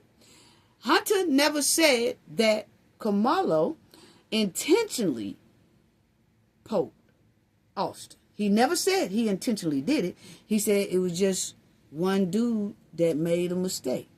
Now, you're going to hear the dad say the same thing. This is when it first happened. He said, it's a kid who made a mistake. They knew it was not intentional. But then they get in court a year later and make it as if it was intentional. Karmelo didn't continue to poke. He just poked to try to get away from the threat. And then he ran. But check it out. You're going to hear Metcalf say it was a mistake. Linebacker, him and his brother, sorry for that individual, because he's now made a mistake that's going to cost him the rest of his life. Linebacker, him and his brother both play linebacker. He played inside, his brother plays outside. I know Hunter probably, everything happened so quickly. I mean, is that what he kind of told you? Now, he said his two sons was linebackers. One played inside, one played outside. Linebackers. Don't you know when a linebacker push or jack you up, it ain't soft and it don't feel good either. What happened? I mean, did you know Austin to have any enemies? Did Austin know this person? No, they have no contact with this person ever before. I can tell you what happened. I know firsthand. I wasn't there, but I talked to my son, and everything. I know exactly how it all transpired.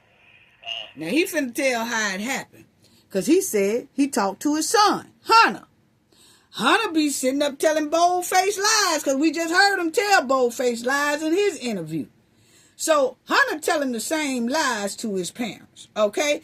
Hunter tell them bold-faced lies in a minute, okay? So, he finna tell us how it went down according to how Hunter told him it went down. Okay? Because Hunter told his mother and his father a bold-faced lie about his own twin. Who or why would a twin lie about a situation involving their twin? See, that's when you know a person is low down as hell. We heard Hunter lie, and he said he started it, and Austin jumped in, okay, or stepped in. My thing is, then they're going to try to make it like Hunter is going to say they was already up under the tent, and then Karmelo was behind him, just told a big fabricated lie. But my thing is, why are you lying on your own twin? Why you won't tell the truth about what happened to your own twin? You know why? Because he started it. But you got to be a special kind of pathological liar to tell the story and lie about it, and it involves your own twin. Wow. But you lie to your parents about what actually happened because you don't want your parents to be mad at you because you started it. Because then they would say, if it wasn't for you and your hot temper, he would be here. So Hunter had to lie and put it in a whole nother way so that his parents won't be mad at him for starting the confrontation. So Hunter basically makes it look like Austin started the confrontation.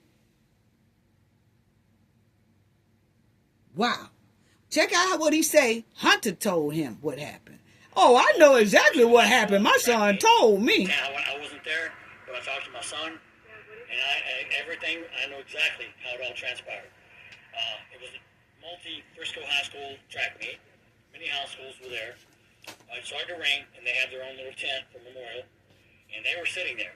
And someone was behind them, mouthing off, and he turned around and said, "Who are you?" And he said, you see how Hunter told him the story went? Now, the daddy is on TV like he know. Oh, I know exactly what happened because my son told me. Hunter told me exactly how it happened. He said that they was up under the tent and this guy behind him started mouthing off. And that is not how it happened, sir. Karmelo was already in the tent. Your sons came with a purpose walking to confront Karmelo. But see, you listen to your son who done lied to you and your ex-baby mama. And he done told y'all a pure D bold lie. And y'all done got on these news thinking that what y'all saying is true and it ain't. And the sad part is, a year later, which is now, y'all still have not came back to say, you know what, y'all? That's not how it went. We done looked at the footage and we see what everybody else see. My sons went to that tent messing with that boy. They still ain't came out and said that. That shows you what you're working with. Evil and demonic. Entitlement. Entitlement creates resentment. And that's exactly what's going on here. Check it out. Oh, I know exactly how it happened. Yeah, let me tell you. It started to rain, and they had their own little tent for memorial, and they were sitting there. And no, they weren't. Behind them, mouthing off, and he turned around and said, "Who are you?" And he said, "I'm Mello." He said, "Well, you don't belong here. You don't go to memorial." He had a Centennial tracksuit on. And he said, "You need to leave. This ain't your spot." And some words were discussed. I'm not going to say on camera, but he asked him to leave and basically said, "Make me." And he wound up staying going because Austin always had my back. So I know. He was doing everything right. I was so proud to have two sons. Not just him, but two sons. Now he said his son did everything right. You see the entitlement? You see how some parents will uphold their children even if their children are wrong. That's not a good thing. Because their children wind up in a hell of a lot of mess like they did that day when they confronted Karmelo. They almost landed in a lot of mess with the cheerleaders if the cheerleaders' parents had reported it to the police station. But they didn't. Wow. They do the exact same thing. Now there's some hunters like that I can't go on because Austin always had my back. So I know. You see him say, Hunter said, "Dad, I can't go on because because Austin always had my back." Well, yeah. Like I said, a bully that's used to having another bully beside him 24/7 and they so-called ruling the community, ruling the county. Then when that other one leaves, that other one do be scared because they know what all they done did, that they done caused so much chaos within that county to that other bully is scared to be in the streets by themselves. And that one normally that's the one that got the mouth but won't scrap with you. The scrapper is gone.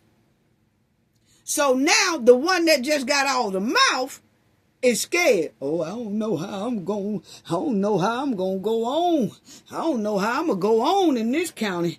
I don't know how I know he glad he done graduated because see, if If Hunter had to go through high school about 2 more years by himself, it wouldn't be nothing nice, because then he most likely be getting beat up. Because people don't forget how bullies treated them.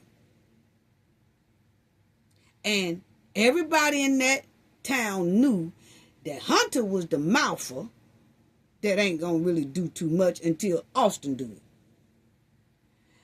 So now that the fighter is gone, Hunter shaking in his boots. I don't know how I'm going. I don't know. This right here gonna be pretty rough. I ain't got my scrapper with me. I ain't got my bag up with me. See, I'm only bad when I have somebody with me. But I ain't got the scrapper with me, man. I'ma just stay in the house and just watch TV. I ain't going out that door. That's what it's given to me.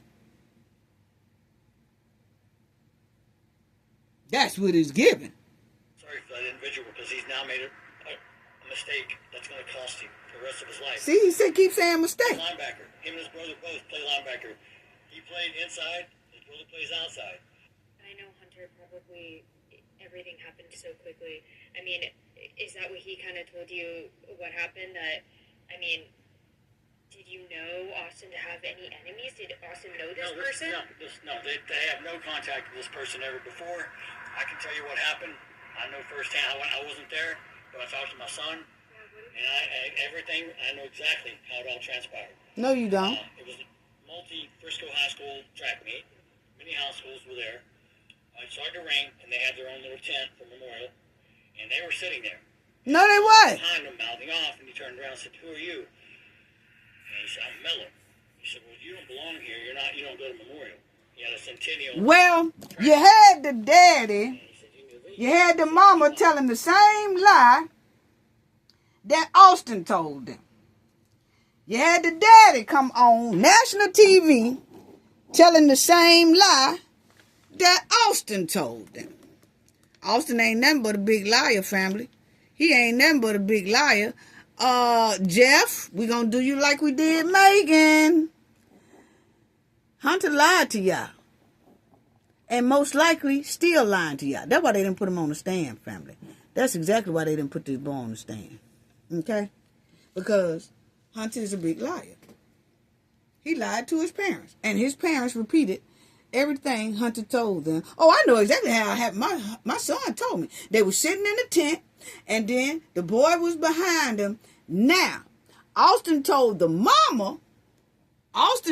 his mother that they were sitting in the tent, and then Karmelo came inside of the tent.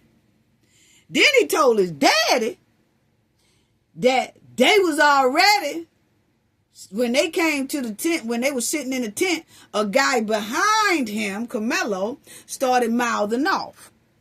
Neither one of those stories. Hunter told 2 different stories to his mother and father. And then the story he told them was a pure D lie. That's why they wouldn't put Hunter on the stand. So, Jeff, that is not how it happened. This your sons coming in right here.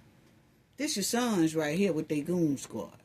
Walking with a purpose because somebody done told them or texted them and told them that Karmelo is inside of that tent. See, this is what I'm talking about lies. This is what I'm talking about lies, family.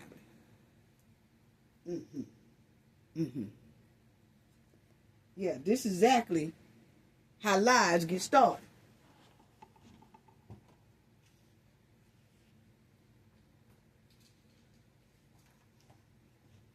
That's exactly how lies get started. You know?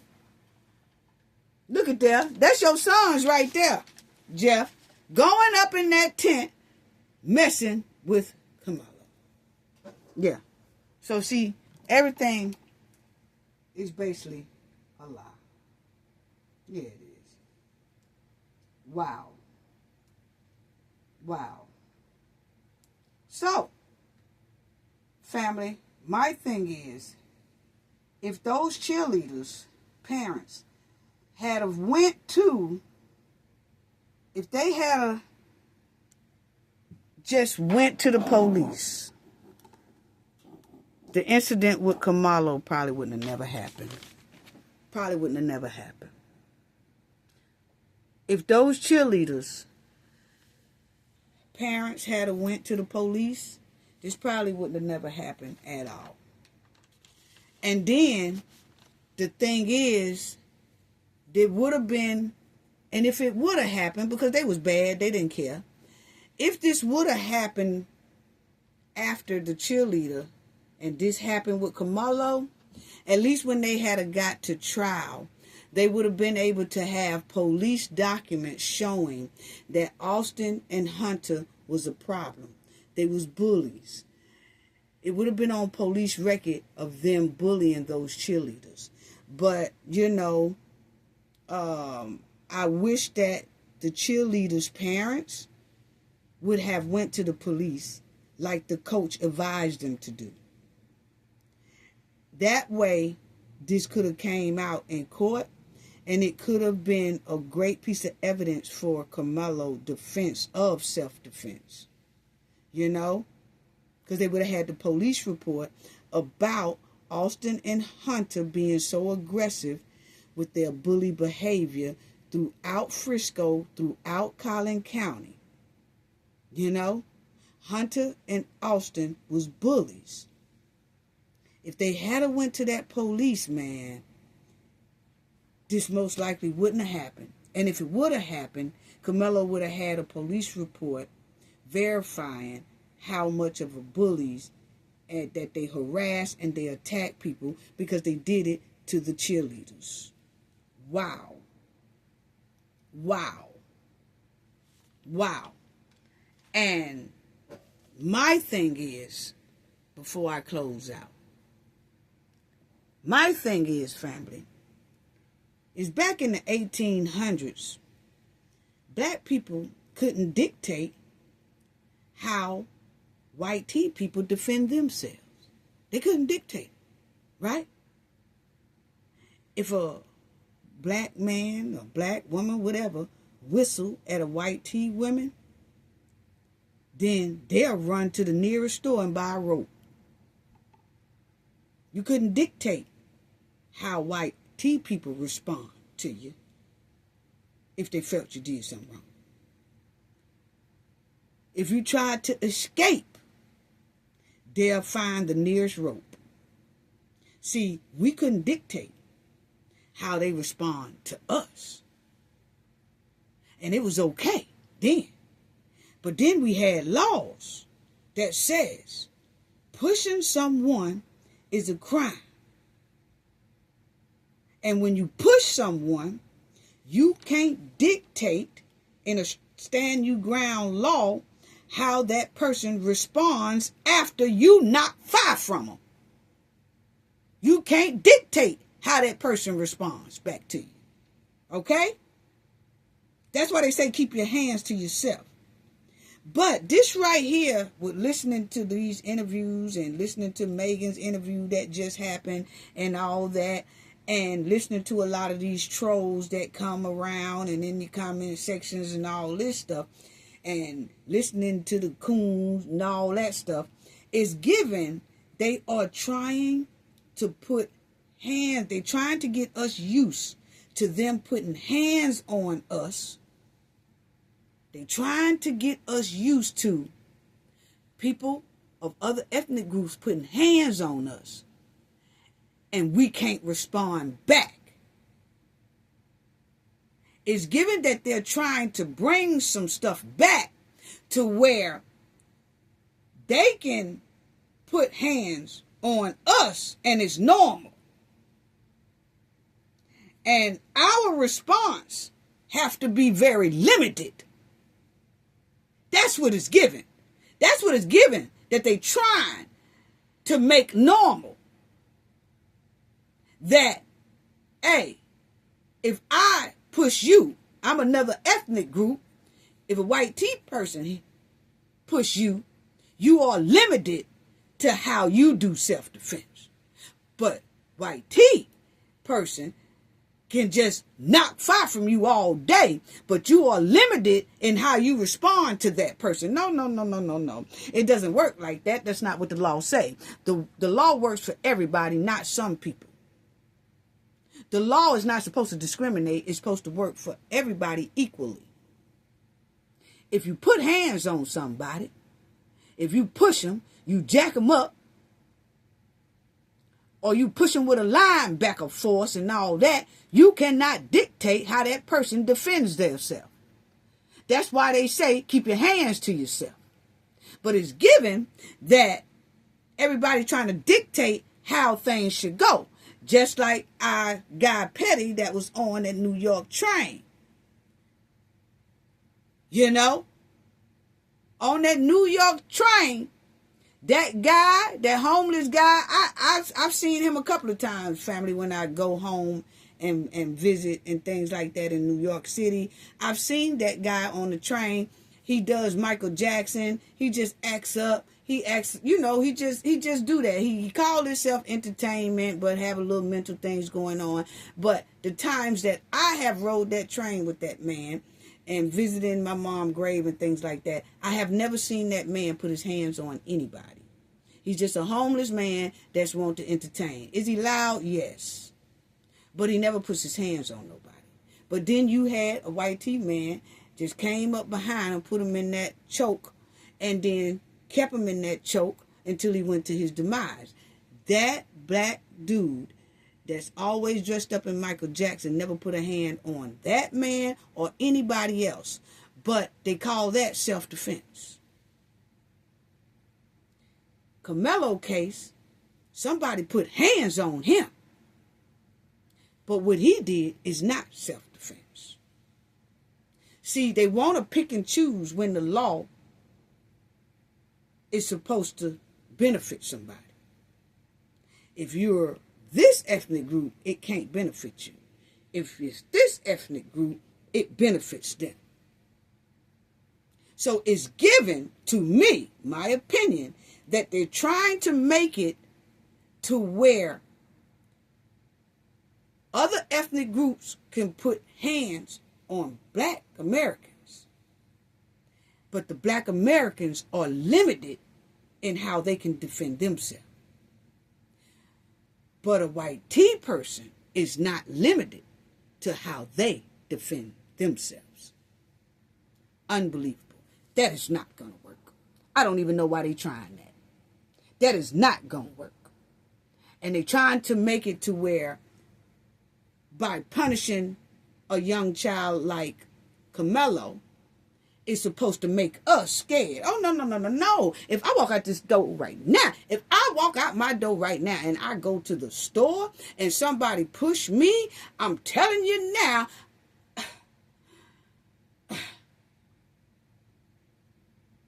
put it this way. They can't dictate how I put my hands back on them. They can't dictate the outcome. I can't dictate the outcome. No. But what I do know is they put their hands on me and I stood my ground. And I'm in a stand my ground state. That's all I got to say, family. Y'all take it easy. I'll see y'all on the next go round. Yes, I see y'all on the next go round. Sending loves and hugs to you all. Sending loves and hugs to all the Knowledge family. Shout out to the replay gang. Shout out to the people in the comment section. Shout out to the moderator, Kendela. Shout out to everyone. To our supporters overseas as well. Sending loves and hugs to you all. Gain knowledge to prevent blockage. And we all know what that means. The more you know, the harder it is for anybody to block y'all from your goals and success. Bye-bye.